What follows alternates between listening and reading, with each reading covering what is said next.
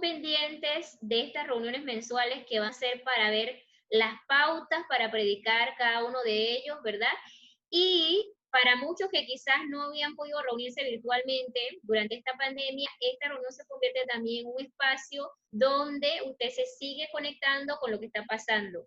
También queremos decirles que si alguno aquí está pasando una situación pues difícil, no duden en escribirnos para estar orando, para buscar formas y maneras de cómo colaborarle en cualquiera de los sentidos, ¿no? Ya sea espiritual, ya sea familiar, ya sea porque en su casa ahorita hay una necesidad, estamos a la orden, y yo creo que eso es lo primordial en estos tiempos.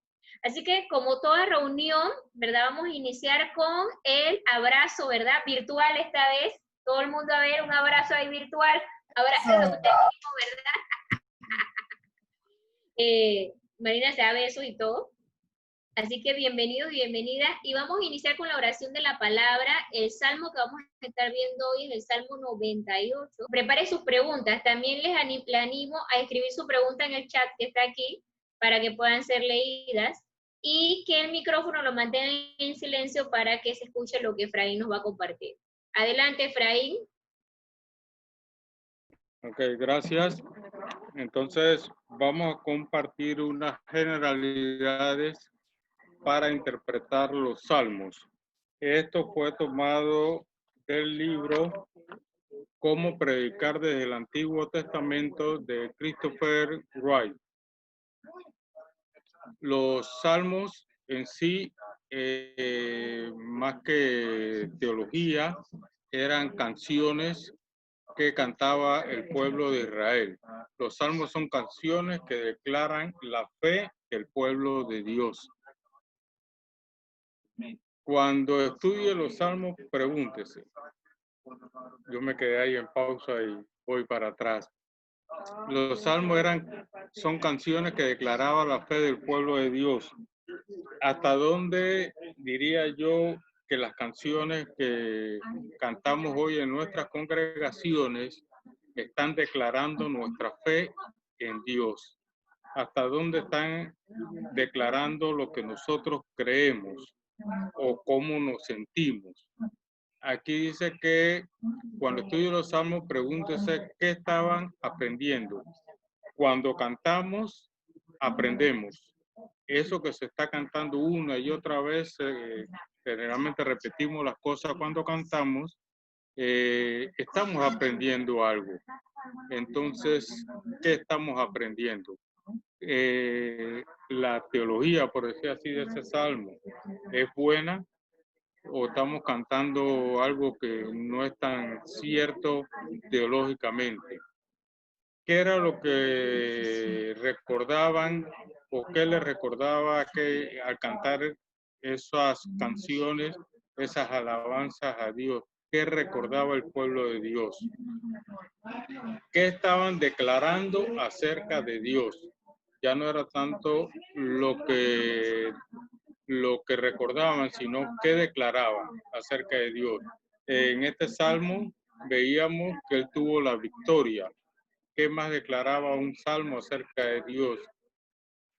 Acerca del mundo, acerca de ellos mismos y acerca del futuro. Al cantar esa canción, los israelitas aprendían la sustancia de la fe, aprendían la fe que ellos practicaban.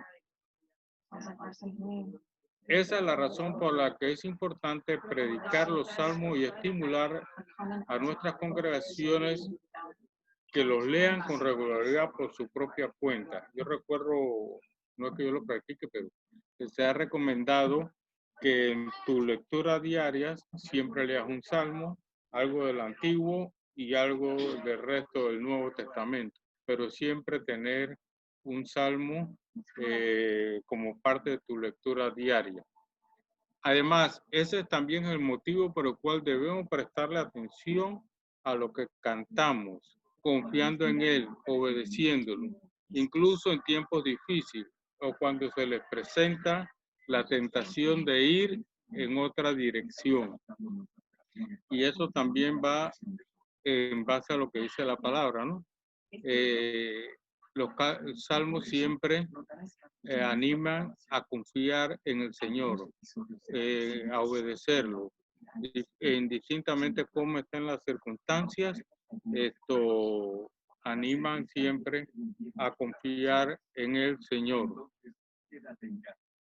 A veces los salmos cumplen ese propósito de una manera positiva cuando simplemente hacen un llamado a los congregantes a recordar la grandeza de Dios para que sigan confiando en Él, como se da en el Salmo 46, que creo que no tengo tiempo de leerlo.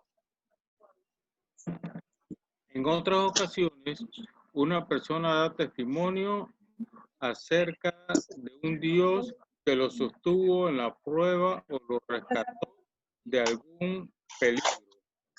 O sea que esa canción habla de ahorita alguien está por ahí haciéndome ruido. Una canción de uno de los salmos habla de David cantando cuando se sintió arrestado, leía en estos días, o cuando estaba en peligro, o sea, cuando estaba en prueba, cuando el Señor lo rescató de algún problema. Hay salmos que estimulan la esperanza y fortalecen la fe. A veces lo consiguen en términos más bien negativos cuando recuentan etapas en la historia de Israel en las que los israelitas se rebelaron contra Dios y sufrieron las consecuencias. O sea, si me rebelo contra Dios y me aparto de Dios, voy a sufrir consecuencias, y entonces ahí está como ejemplo el Salmo 106. Esos son salmos que advierten contra la infidelidad y la rebelión a Dios. Tales experiencias y pruebas son comunes para el pueblo de Dios en toda etapa. Podemos predicar a partir de estos salmos para sostener la fe de los miembros de nuestra congregación, especialmente en medio del periodo de desafío y sufrimiento. Recuerdo en una entrevista que le hicieron hace algunas semanas atrás al doctor Pagán, y uno de los textos que él recomendaba, o libros que recomendaba leer, estudiar, era precisamente los salmos. Recomendó algunos específicos. Yo esperé grabar o traté de grabar, pero no pude grabar eso. Ofrezca a continuación unas preguntas que lo ayudarán cuando se proponga predicar un salmo que usted considere que puede instruir en la fe a su congregación o sostenerla en tiempo de dificultad. Estamos viendo que los salmos son muy útiles para estar en tiempos de dificultad, para cuando estamos en tiempos de dificultad. Podemos preguntarnos, ¿qué enseña este salmo acerca de Dios? ¿Cuáles son? Bueno, yo diría que estas preguntas van después de hacer el proceso de interpretación. ¿Qué enseña este salmo acerca de Dios? ¿Cuáles son las imágenes que usa para referirse a Dios? ¿Qué características de Dios menciona? O sea, ¿qué cualidades de Dios menciona? ¿Cuáles son las acciones de Dios que describe las pasadas, las presentes y las futuras? ¿Qué cree usted que era lo que el autor del Salmo sabía acerca de Dios, y dónde aprendió estas cosas? Algunas preguntas estas como que están difíciles de saberla, interpretarla en un salmo. ¿Cuáles eventos de la historia de Israel se mencionan? Si es que habla de la historia. O sea, hay un grupo de salmos, si leyeron el material que se les hizo llegar sobre los salmos, hay unos salmos que son históricos, que relatan pasajes históricos. Entonces, estar bien ubicado qué pasaje se está refiriendo. ¿Qué se esperaba que Israel aprendiera de esos eventos? ¿Qué enseñanza le veo a ese evento del cual se produjo después el Salmo? ¿Cuáles verdades acerca del mundo, el pueblo de Israel u otras naciones se mencionan o se insinúan? ¿Qué razones da el Salmo para confiar en Dios? Bueno, esta sí creo que la encontramos en todos los salmos. ¿Qué razones da el Salmo para confiar en Dios? ¿Para obedecerlo o para no renunciar a la fe?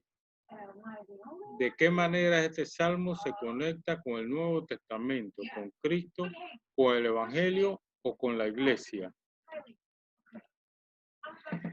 El Nuevo Testamento cita este salmo. Si lo hace, ¿por cuáles razones lo hace? ¿De qué manera debemos responder? Por cierto, es que el Nuevo Testamento sí me cita este salmo. Si no me equivoco, y me corrigen si estoy errado, el salmo más citado es el salmo, se me fue, el 22, se me fue, que es bastante cristológico, habla bastante de los sufrimientos de Cristo. ¿De qué manera debemos responder a este salmo en nuestra comprensión de la fe y nuestra perseverancia en ella? O sea, si ya comprendo el salmo, ya interpreté el salmo, entonces, ¿cómo debo responder yo a este salmo? ¿Qué debo hacer como respuesta a lo que me enseña este salmo? ¿Qué podemos aprender para incrementar nuestro conocimiento de Dios y nuestra confianza en Él? Y con esto termino las diapositivas. Yo quiero entonces ahora a pedirle a Loy. Loy va a tener la cápsula de este día. Él nos va a estar trabajando específicamente los paralelismos del Salmo. Recuerde que estamos estudiando los Salmos como el género literario que se está compartiendo en las escuelitas, y es muy importante que nosotros sepamos cómo acercarnos a los Salmos, cómo acercarnos a la poesía, que no es lo mismo acercarse a una epístola o acercarse a una narración. Entonces, por eso el mes pasado, Efraín nos introdujo todo como un pantallazo de los diferentes salmos que encontramos en el texto bíblico, las diferentes categorías de salmos, salmos de lamento, salmos de alabanza, ¿verdad? Salmos implicatorios, etcétera. Pero hoy entonces vamos a acercarnos a la poesía, los paralelismos que se usan en los salmos. Así que, Loy, sin más, el escenario es tuyo. A ver, amigos, compañeros, preguntas. Bastante interesante porque por lo general nosotros en nuestro ambiente miramos la poesía desde el punto de vista de romanticismo, ¿verdad? De enamorar a otra persona. ¿Verdad? Me acuerdo cuando enamoraba a mi esposa. Uno se hace ese panorama. Pero en cuanto a la Biblia, la poesía se usaba básicamente para instruir. La métrica, el formato que se utilizaba para diseñar la poesía era para instruir. Los rabinos o los maestros hacían las métricas o componían los salmos de tal forma que el estudiante al repetirse, ¿verdad?, le fuera más fácil grabarse lo que tenían que aprender, que era en ese caso era la Biblia, ¿verdad? Ahí ve el efecto de Thanos, del chasquido del dedo, ¿verdad?, de los Vengadores. Bien, veamos qué es un paralelismo. El paralelismo es una de las llamadas figuras de repetición. Se trata de distinguir paralelamente a las palabras, sintagmas y oraciones para conseguir el efecto rítmico secuencial. Recurrencia en un texto, es decir, repetición de la misma estructura en el mismo o distinto orden, como sucede con los paralelismos de tipo quiasmo o retroecano. Entonces, veamos los paralelismos en la poesía hebrea, que hay varios. O sea, no podemos distinguir uno solo y no creo que nos alcance el tiempo para estudiarlos cada uno, ¿verdad? Pero si uno conoce más o menos que existen, uno puede ir especializándose, porque esto es todo un mundo donde hay gente que se especializa en lo que es la interpretación de los salmos. No es... Veamos. Y una de las cosas que tiene el paralelismo, que es como si fueran las vías de un tren, ¿verdad? Los paralelismos es decir, estar uno al lado del otro, ¿verdad? No es un monorriel, es dos rieles acá.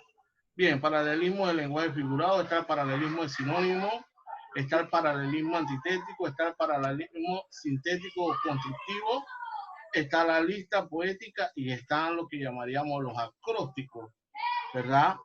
Es interesante porque el paralelismo sintético constructivista no solamente ese mismo se divide en varias partes. Mira, aquí lo tenemos en lo que se divide en recurrente, cumulativo, de escala, descendiente e irregular. O sea, ese mismo paralelismo, ¿verdad? Sintético o constructivo, tiene 4 elementos más que uno necesita saber porque tiene 4 estructuras diferentes. Aunque un paralelismo sintético o constructivo tiene 4 más estructuras que se transforma o que se puede investigar de diferentes formas. Correspondiente, perdón. Aquí está por lo menos el primero, que es el correspondiente, donde la expresión se repite en el segundo miembro para dar fuerza y dándole la estructura de la expresión en la misma en los 2 miembros de la estrofa. Por lo menos aquí vemos un ejemplo en Proverbio 1 al 6. Por lo general, a veces uno piensa en poesía y solamente piensa en los salmos, pero por lo menos lo que es el libro de Job, Salmos, Proverbios, son libros que fueron escritos en métrica, en poesía. Entonces vemos aquí el Proverbio 1:1 al 6, dice los proverbios de Salomón, hijo de David, rey de David, para entender sabiduría y doctrina, para conocer razones prudentes, para recibir los consejos de tu Dios. Vemos que él va acentuando así como dice el escrito arriba. Darle la expresión se repite en el segundo miembro o en la segunda estrofa para dar fuerza y darle estructura a la expresión. Seguimos al próximo, ¿verdad? Que es cumulativo. Este es el que el escritor sigue agregando pensamientos nuevos sobre el primero hasta llegar a un clima. Y aquí vemos el ejemplo. Buscad a Jehová mientras pueda ser hallado. Llamadle en tanto que está atento. Y entonces dice, deje el impío su camino y el hombre inicuo sus pensamientos. Y vuélvase a Jehová, el cual tendrá de él misericordia, y el Dios nuestro, el cual será amplio en perdonar. ¿Verdad? Entonces vemos que es acumulativo, él va acumulando ideas sobre ideas. El otro tiene que ver con escala descendiente, el que el escritor sigue agregando pensamientos nuevos sobre el primero hasta llegar a un clima. Bienaventurado el varón que no anduvo en los consejos de malos, ni estuvo en camino de pecadores, ni en silla de escarnecedores se ha sentado. ¿Ve? Él va acumulando desde el primero hasta el último, ¿verdad? Dice que el escritor sigue agregando pensamientos nuevos sobre el primero hasta llegar a un clima. ¿Cuál es el clima ahí? Ni en silla de escarnecedores se ha sentado. Es como decir, dentro de ese párrafo, el punto culminante de la acumulación. Y tiene el otro que es Isaías 40:31, donde hay un verso que dice, pero los que esperan en Jehová tendrán nueva fuerza, levantarán como un águila, correrán y no se cansarán. Y aquí dice, correrán y no se cansarán, caminarán y no se fatigarán, que es la culminación de lo que va acumulando. Si alguien tiene alguna pregunta, no me la haga, por favor. Y luego viene la parte irregular, cuando las correspondencias entre los varios miembros de la estrofa no siguen alguna de las formas mencionadas antes. O sea que una de las cosas que a mí me puso a pensar mientras estudiaba esto es que a veces uno, o por lo general la mayoría de las personas, interpretan el texto es como si tuvieran una receta de cocina. Miran el texto y dicen, esto se interpreta todo de la misma forma, pero en realidad no es así, porque vemos que hay diferentes estructuras. El problema es que si yo no las noto, yo pienso que todo es lo mismo. Entonces, ¿en qué nos ayuda a conocer los diferentes tipos, ¿verdad?, de paralelismo? A que nosotros podamos identificar el texto y darle el trato que se merece. ¿verdad? No trata el texto como... Hay gente que interpreta los paralelismos como si estuviera interpretando un pasaje narrativo, o lo interpreta como si estuviera trabajando una epístola o el libro de Apocalipsis, y eso no se puede. Cada uno tiene su propio trato. Entonces eso es lo que más bien uno busca con esto, que usted aprenda a diferenciar. Claro, vamos corriendo casi, pero es necesario. Si quieren, yo después le mando el PTT a Marina y que Marina se los distribuya, o a Darcy, para que ustedes los tengan. De hecho, hay libros especiales. ¿Ah? ¿Cómo? Sí. Ok. Hay libros especializados, por lo menos de Krauss, se me escapan los nombres, pero hay varios especialistas en Salmos. Por lo menos Joaquín Krauss es uno de los top en cuanto a especialización de interpretación de Salmos. Luego sigue Alonso Choquel. Por los latinos tenemos a Samuel Pagán, y hay otros más, pero entre los más pegados y se podríamos decir lo que más sobresalen son estos: Choquel, Krauss, Pagán. Seguimos, ¿sí? Ok, me quedan así. Y paralelismo antitético. Este tipo de paralelismo expresa el mismo pensamiento u otro semejante por medio de contraste o antítesis, ¿verdad? Ahora, uno tiene que tener cuidado con esto, porque hay veces que hay salmos que tienen contraste, pero no ciertamente va a ser paralelismo antitético. Entonces uno tiene que tener cuidado, que porque viste un contraste lo vas a tratar como si fuera antitético. O sea, ¿cómo le digo? O sea, es muy sutil. O sea, aunque tengas una estructura, querer tratar, porque encontraste un elemento de esa estructura como si fuera esa estructura. O sea, que porque encontraste un contraste, vas a tratarlo como si fuera paralelismo antitético, pero es otro tipo de salmo. Entonces aquí vemos por lo menos los libros de Proverbios, abundan en esta clase de expresión. La mujer sabia edifica su casa, mas la necia con su mano la derriba. La justicia engrandece a la nación, mas el pecado afrenta a las naciones. Hermano, ¿y el Salmo 1 sería antitético? Buena pregunta. Mire que yo estuve investigando el Salmo 1. Aquí tengo parte de la información. Y sí parece antitético, porque tiene muchos contrastes entre el justo y el malo. El malo, sí.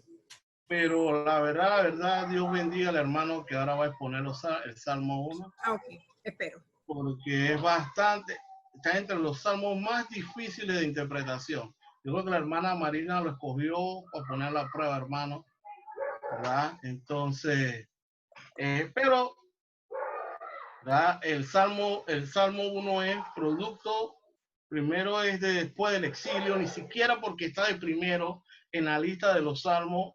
Los estudiosos, por más que han tratado de por qué lo pusieron de primero, o sea, no se encuentra. Simplemente pareciera más bien como un resumen de todo, del camino del justo y del camino del malo. El poema puede dividirse estructural y temáticamente, por lo menos en 2 secciones básicas. Me quedan 3 minutos. La vida piadosa y justa, las consecuencias de la maldad y el pecado. Y tiene mucha similitud con Jeremías 17:5 al 8. Muy parecido, parece un paralelo, ¿verdad? Y mira, aquí hay algo interesante que yo encontré en un libro mientras buscaba, ¿verdad? Espero que no me demande la gente del CRA por tomar esto del libro de Fe y Acción. Pero observen esto. Esta es una de las formas en que ellos estudian un salmo, ¿verdad? Ellos describen que en un salmo hay una introducción, luego viene un contraste o el problema, y al final la conclusión. Y estas son la serie de preguntas que ellos hacen, por lo menos en el Salmo 1 que yo encontré. cuáles son los 3 comportamientos del justo, qué actitudes tienen los justos, a quiénes se parecen los justos. Y en el contraste, a qué se parecen los malvados, de qué manera el destino de los malvados difiere de los justos. En conclusión, cuál es el resumen que ofrece el salmista. Entonces sería interesante hacer un estudio de un salmo desarrollando esa estructura. Yo más o menos lo puse aquí, que sería introducción, explicación y conclusión. Por lo menos en el Salmo 1 sería por lo menos el versículo 1, creo que la introducción, luego comienza a explicar todo lo que le pasa y luego concluye con lo que le termina pasando al justo y le termina pasando al malo. Ellos tienen 2 estructuras de esa. La primera es la más corta y esta es la más larga, que es la introducción, el problema, la solución, la afirmación, la instrucción y la solicitud. Me queda 1 minuto, así que no sé, ahora sí, si alguien tiene alguna pregunta que no sea difícil. Y Dalcy, que nos va a estar ayudando con la parte de la cápsula, el mini taller, y vamos a invitarla a que pueda ayudarnos, a que pueda compartir el taller que ella ha preparado con mucha alegría y dedicación para que todas y todos podamos aprender más de los salmos. Entonces, les voy a compartir una PPT con algunas cosas que no quiero que olvidemos. Y primero que nada, no quiero que olvidemos que estamos en un proceso de aprendizaje. O sea, ninguno de nosotros es un especialista como tal, pero sí somos aprendices. Y yo creo que desde que nosotros nos acercamos a la palabra con una actitud de aprender, definitivamente el Espíritu Santo nos habla. Porque la humildad es una de las cualidades del predicador para poder seguir adelante y ser un predicador exitoso. Entonces eso es necesario. Bien, y en el marco de esto yo les quiero decir que también somos un grupo que quiere cada día aprender más. No sé si están viendo mi pantalla, ¿la logran ver? Sí, estamos viendo, pero con la presentación. Sí, está cargando mi computador, que hoy toda la tecnología quiere irse en contra de nosotros. Reprendemos todo tipo de cosas que está obstruyendo la tecnología hoy. Oye. ¿Qué va? Acá está cargando. Bueno. ¿Ahora sí salió? Listo. Listo. Bien. Práctica sí. de los paralelos. Dice, los salmos le hablan a nuestro corazón y nos dejan hablar desde nuestro corazón. Entonces no olvidemos el objetivo de los salmos, que es hablar a nuestras emociones, a nuestras realidades, a nuestra humanidad, pero también nos hacen a nosotros mismos hablar desde nuestras realidades a otras personas. Para no olvidar, ¿qué necesitamos no olvidar como predicadores? Estamos en la parte de los salmos, pero sobre todo en la parte donde estamos haciendo exégesis del salmo, que estamos interpretando el salmo. No hemos llegado a las pautas de cómo predicar un salmo, que eso lo vamos a ver más adelante. ¡Wow! Me dejan con preguntas. Bueno, la verdad es que no he analizado esa parte del salmo. Pero podría analizar un poquito antes de que termine la sesión y poder... sí, quizás una sugerencia, Ida, puedes continuar y quizás Efraín lo mencione, a lo mejor en la predicación. Y si claro, no lo menciona, al final, si tenemos tiempo, hablamos un poquito de ese tema. ¿Te parece? Sí. Para que continúes con lo que estabas dando. Muy bien. Gracias, Joaquín. Al estudiar los salmos, no olvidemos, al hacer la exégesis, de los siguientes puntos. Es algo que quiero recordarles, porque a veces podemos sentirnos de que no, el salmo no le tengo que hacer ningún tipo de pregunta, no tengo que trabajar el texto, pero no, todos los textos hay que igual hacerle un proceso exegético. Entonces no olvidemos los contextos, igual literario, como Jocabé estaba hablando, a qué colección de salmos pertenece el salmo que yo voy a predicar, también ponerle atención al contexto político, social. Algunos salmos tienen el escritor tienen de trasfondo alguna historia, tienen de trasfondo algunos cantores, como hemos dicho, algunos salmos alabanza inclusive tienen los instrumentos con los cuales debían ser cantados esos salmos, y todo este contexto del salmo tenemos que tomarlo en cuenta. Y tenemos que tomar en cuenta también a qué tipo de colección de salmo pertenece, que era lo que Jucabel les estaba hablando, y también de aplicar igual todo el proceso exegético, como las preguntas amigas, las palabras repetidas, las divisiones del salmo, o sea, todas esas cosas tenemos que tomarlas en cuenta. Y algo nuevo que se nos añade por el tipo de salmo, que es los salmos son poesías, es identificar las emociones, y eso tenemos que tenerlo muy presente, qué emociones y qué figuras tiene el texto y qué nos enseñan esas emociones y esas figuras. Y por supuesto, hacer el círculo hermenéutico, que los que han ido al taller número 1 han dado qué es el círculo hermenéutico.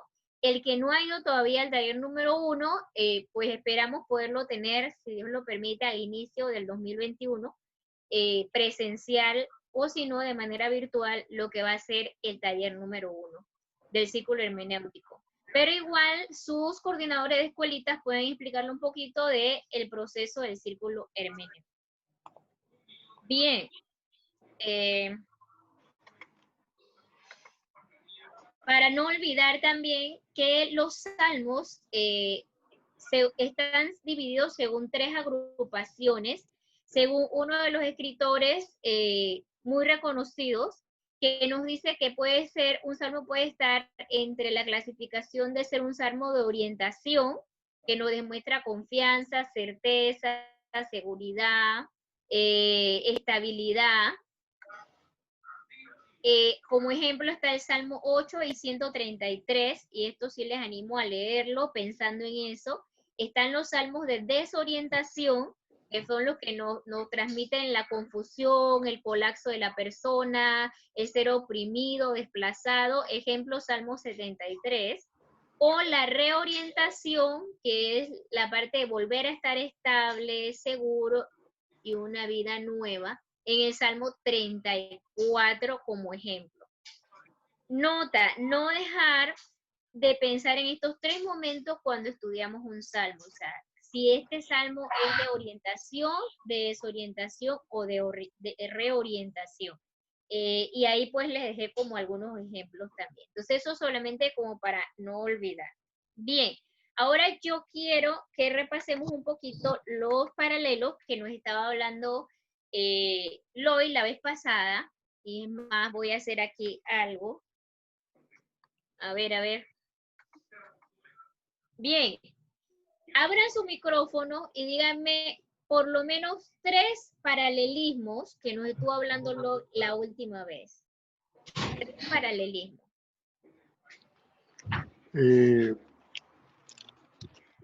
Paralelismos son sinónimos, antitético y sintético. Muy bien, excelente, Héctor. Pues captó toda la idea, ¿verdad? Bien, los paralelismos, y aquí se me fue, los paralelismos, ¿verdad? Aquí yo quiero que hagamos una clasificación de 3, que sería el paralelismo de repetición o el sinonímico. Yo he cambiado un poquito las palabras porque pueden ayudarnos a recordarlo mejor, ¿no? El sinonímico es el de repetición. Y ejemplo de este es el Salmo 19, 1 y 2. Dice, los cielos cuentan la gloria de Dios y el firmamento anuncia la obra de sus manos. Entonces, vemos que está hablando lo mismo, pero de manera repetida, ¿verdad? Un día emite palabra otro día y una noche otra noche declaran sabiduría. Entonces, esto es un ejemplo de paralelismo de repetición. Quiero recordarles algo que Loy nos mencionaba. La poesía hebrea, ¿verdad? Tiene esta figura. Quizás para nosotros como latinos, la poesía de nosotros tiene rima y tiene también, está compuesta por una métrica, que es una cantidad de palabras, pero la poesía hebrea también tiene una cantidad de palabras, pero aparte de eso está compuesta por paralelismo. Y por eso la importancia de nosotros como Lanjan de explicarle un poco acerca de este tema y usted pueda identificar qué paralelismo puede haber en un salmo y otro. El B es el paralelismo de contraste, o sea, el antitético. El Salmo 21.2 es un ejemplo de ello y nos cuenta, dice, le has concedido el deseo de su corazón y no le negaste la petición de sus labios.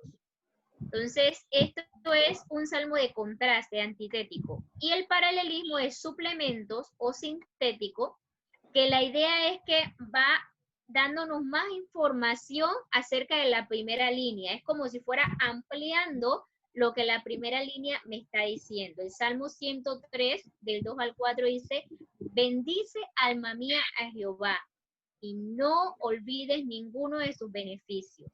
Él es quien perdona todas tus iniquidades, el que sana todas tus dolencias, el que rescata del hoyo tu vida y el que te corona de favores y misericordia.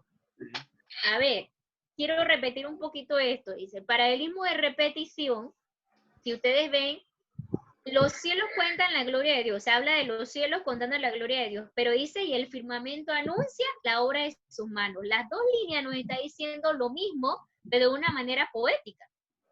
Él es lo mismo si lo interpretamos, pero es de una manera poética. El de contraste lo que hace es que en la primera línea dice lo positivo y en la segunda línea lo contrasta. A veces puede ser viceversa, la primera línea dice algo negativo y la segunda línea dice algo positivo. También está el paralelismo de suplemento, que es aquel que empieza con la línea y dice, bendice alma mía Jehová, y después empieza a ampliar por qué mi alma tiene que bendecir a Jehová, para no olvidarme de ninguno de sus beneficios. Es en quien porque Él perdona mis iniquidades, el que sana mis dolencias. O sea, empieza a ampliar poco a poco lo que es la primera línea del poema. Ahora, yo les tengo un ejercicio, y para esto, Marina, ¿ya estás lista? ¿Marina? Sí, estoy lista. Sí, bueno, voy a dar entonces las indicaciones, ¿ok? ¿Se puede hacer una pregunta? Sí, claro. Claro, Héctor, dime. Sí, ok, es importante para conocer el Salmo, estas divisiones, pero ¿cómo nos ayuda eso a esclarecer las ideas o cómo contribuye eso con la prédica? Es lo que no. Sí, a eso justamente iba, y gracias Héctor, porque ahí me adelantaste a lo que iba. ¿Por qué estamos observando este rasgo de los salmos, su paralelismo característico? O sea, ¿por qué lo hacemos? O sea, ¿por qué como predicadores tenemos que tener esto? Porque obviamente predicando usted no va a decir, bueno, este salmo es antitético, o sea, usted no lo va a decir así. ¿Pero por qué? Aquí hay algunas suposiciones, dice.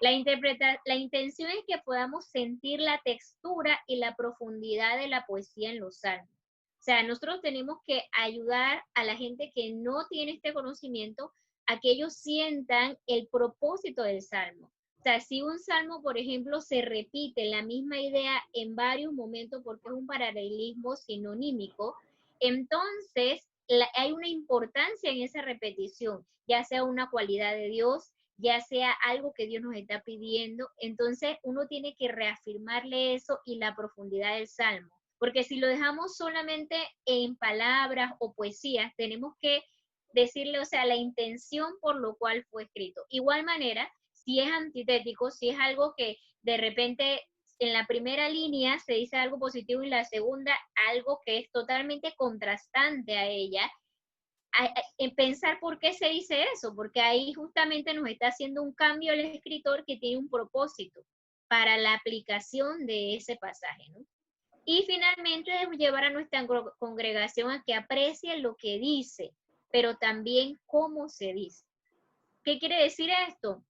No solamente se trata de que el Salmo diga, el Señor es mi pastor, nada me faltará, sino cómo está diciendo eso, lo está diciendo como una poesía, y como era una poesía hebrea, y en hebreo se utilizaban los paralelismos, este paralelo nos afirma que nosotros debemos, qué sé yo, obedecer a Dios de una manera constante, o sea, buscar como una aplicación para el paralelismo que yo estoy observando. Y me ayuda a la hora también de dividirlo por secciones, a no descomponer secciones que quizás son parte de una misma estrofa. No sé si me explico con esto. Entonces, no sé si te ayuda un poquito, Héctor.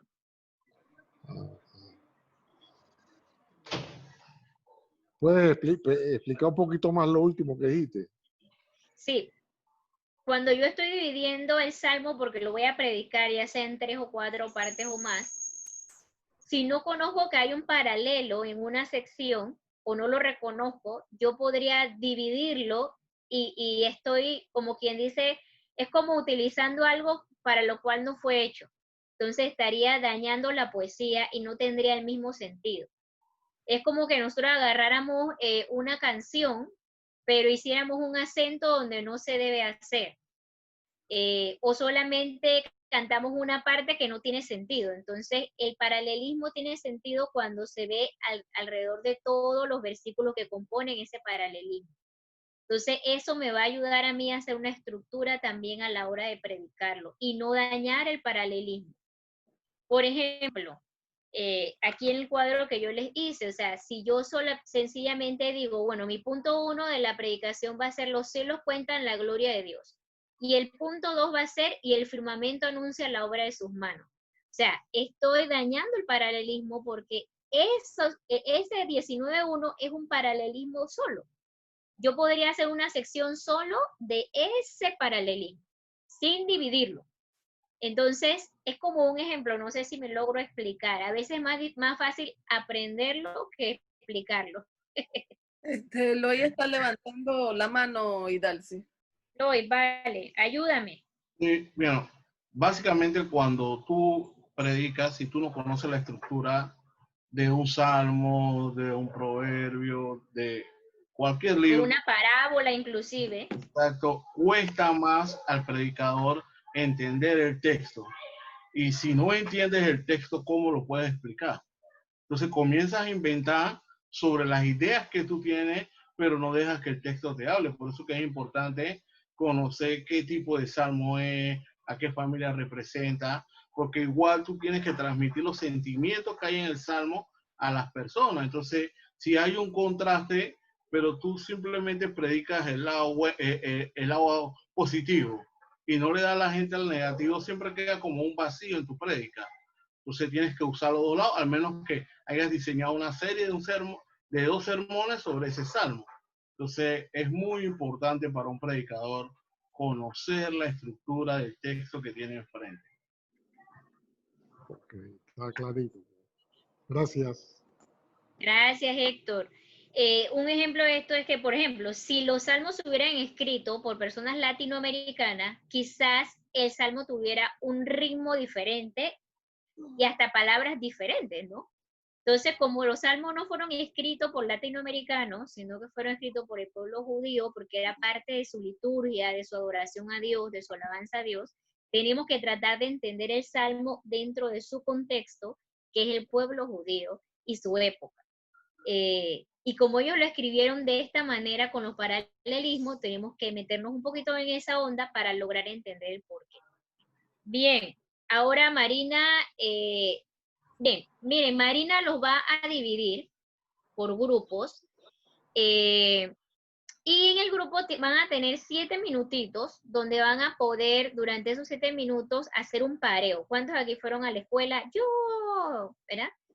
Y en la escuela hacíamos pareo. Lo pareo es lo más fácil, ¿no? Entonces el pareo va a ser, encuentra el qué paralelo es este salmo. Tienen que leer el salmo y luego decirme qué paralelo es. ¿Verdad? ¿Qué paralelismo es? Entonces le voy a enseñar la tarea para que le saquen foto y ahorita que van a los grupos puedan resolver el pareo. Ahí está el pareo. Sáquenle foto. Obviamente está en orden los paralelismos, pero no está en orden los salmos. Los salmos es lo que tienen que poner en orden.